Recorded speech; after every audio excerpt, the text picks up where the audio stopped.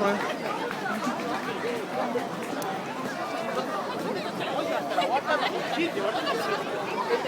Nakasendat na agad eh. Nandito po kami ngayon sa Ueno Park. Isa sa pinakasikat na Sakura Park dito sa Japan. Nakikita nyo, ito, basurahan. At dito sa gilid may nagpipiknik sa ilalim ng Sakura. Kita nyo po, ang daming Hapon, foreigner din dito, marami. Incheck, kano.